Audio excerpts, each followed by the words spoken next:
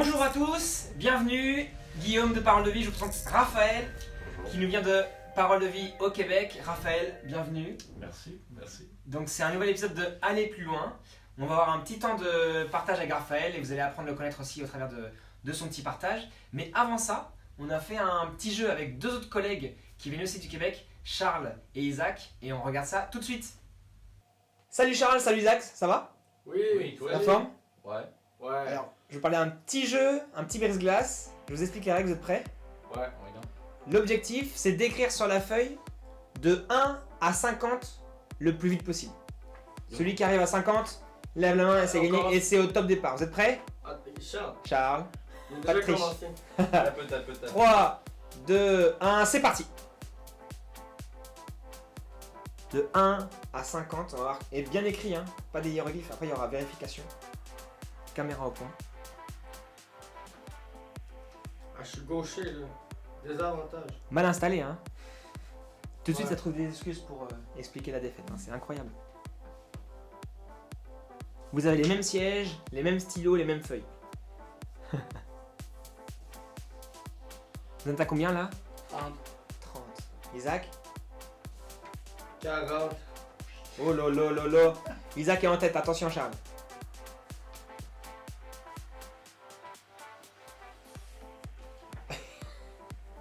On dirait que tu cherches les chiffres.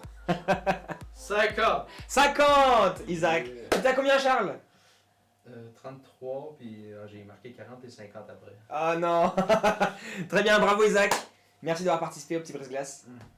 À très bientôt. Oh waouh, hey, victoire éclair de Isaac. Bravo, Mais il y a- Isaac. Il n'y avait pas un grand écart entre eux deux. Non, quand même. Ouais. Un petit écart. En tout cas, bravo à eux. Et bah, du coup, on a donc, comme je disais, Raphaël qui va nous partager un petit passage de la Bible avec une réflexion. Et donc, bah, la place est tienne. Raphaël, on t'écoute. Parfait, merci. En fait, tu m'as dit de prendre un passage de la Bible, mais j'ai plutôt comme pris plein de versets ensemble. En fait, ce qui est arrivé, c'est que dernièrement, moi, je suis réalisé que j'avais de la misère à lire ma Bible et j'avais de la misère à creuser la parole de Dieu. Et j'étais comme, quel livre que je peux commencer à lire et vraiment creuser? Et je sais pas pourquoi j'ai choisi Jérémie. J'avais toujours entendu dire que c'était un livre dépressif et décourageant parce que c'était à propos du prophète Jérémie qui annonce constamment la condamnation de Dieu chez les hommes et le péché de Judas.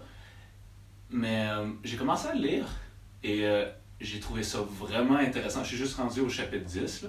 Ok. Mais C'est bien déjà. oui, C'est bien. mais là j'ai comme commencé à faire une liste de tous les versets que je trouvais vraiment intéressants. Et je suis rendu à plusieurs pages et je peux vous dire que je trouve ça vraiment cool de pouvoir comparer chaque verset un à côté de l'autre. Je vous invite à faire ça avec certains livres que ça vous intéresse. Et j'ai vu comme quoi ça m'a vraiment encouragé de voir le péché d'Israël. C'est bizarre là, de dire ça comme ça, mais ça m'a vraiment encouragé de voir le péché décrit à travers plusieurs aspects dans le livre de Jérémie. Puis Dieu, il va pas lâcher, il va pas lâcher Judas, il va constamment Annoncer. annoncer la vérité. Et juste vous partager quelques versets avec vous aujourd'hui, dans le fond.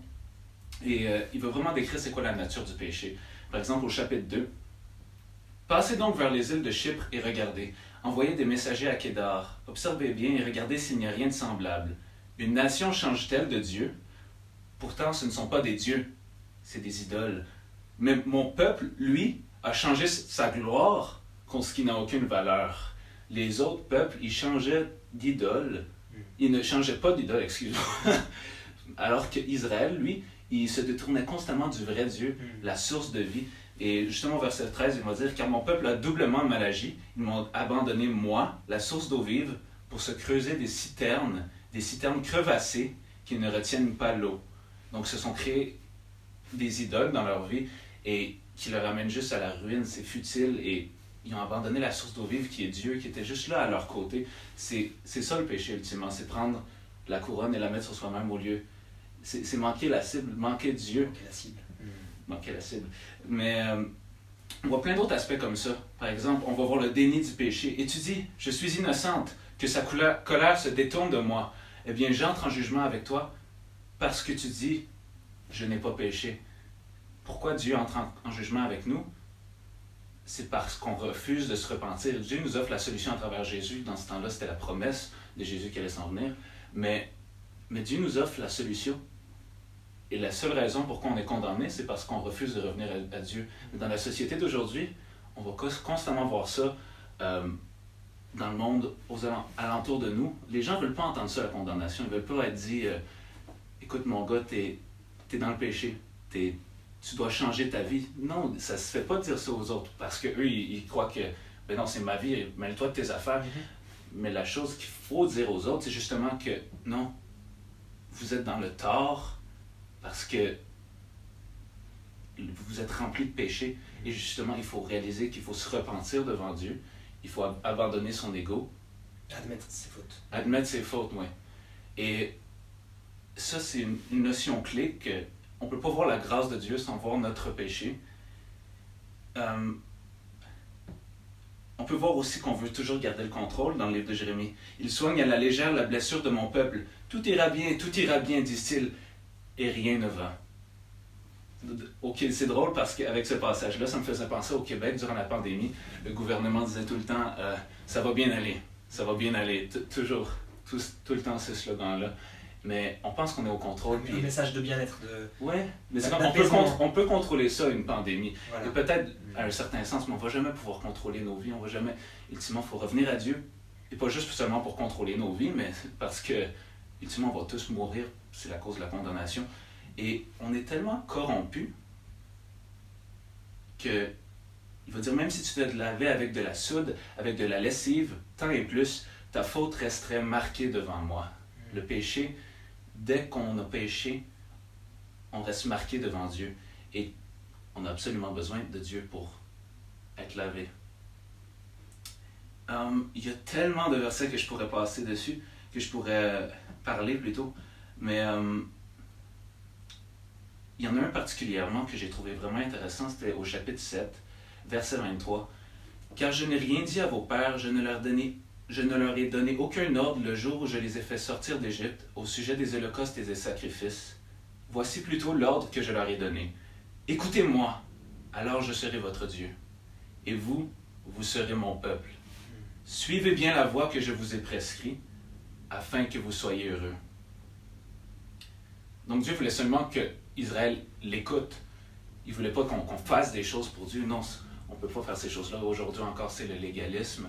Si vous en avez déjà entendu parler, vouloir faire des œuvres pour gagner le salut, mais c'est pas ça le salut, c'est Dieu qui nous l'offre à travers Jésus.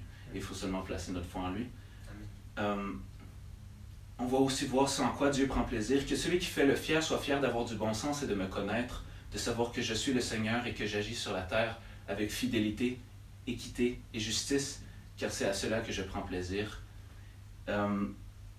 Finalement, un autre verset. « Écoutez donc, nation » au chapitre 6, verset 19. « Écoutez donc, nation, et toi, communauté, sache ce qui se passe chez eux, en Israël, en Juda.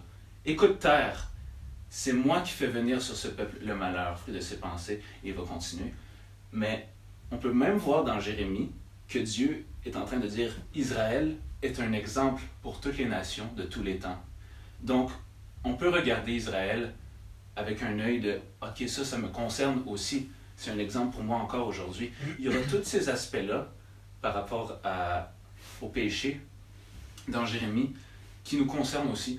Et je vous invite à aller lire le reste. Mais finalement, une des choses qui m'a le plus marqué en conclusion, c'est que toutes ces choses-là, c'est tout Dieu qui parle, mais dans quel contexte? Il est en train de dire à Jérémie, va dire ces choses-là. Ouais, envoie ce message. Envoie ce message aux nations, envoie ce message à Juda et va en parler. Et Jérémie ne va jamais voir, jamais, je sais pas, mais va pas voir les fruits de son travail. A priori, oui. A priori. Et puis, Juda va se faire déporter, pour ceux qui ne savent pas, Juda va être déporté, ça va être la conséquence de leur désobéissance. Et ils vont être... C'est où qu'ils vont être déportés? Je ne sais plus. Hey, mon cerveau, il bug. Est-ce que c'est en Assyrie ou... Il me semble qu'il y a eu plusieurs. Bref, ils vont être déportés. Et au chapitre 1, ça dit, ne dis pas, je suis trop jeune, en parlant à Jérémie, car tu iras vers tous ceux à qui je t'enverrai. et tu diras tout ce que je t'ordonnerai. N'aie pas peur d'eux, car je suis avec toi pour te délivrer. Déclaration du Seigneur. Jérémie se pensait trop jeune pour annoncer ce message de condamnation-là, ce message de repentance-là. Mais Dieu lui dit, t'es pas trop jeune, je suis avec toi. Et nous aussi, encore aujourd'hui, on a le Saint-Esprit qui est avec nous. Et Dieu, la personne de Dieu, est avec nous et nous envoie annoncer ce message-là aux nations.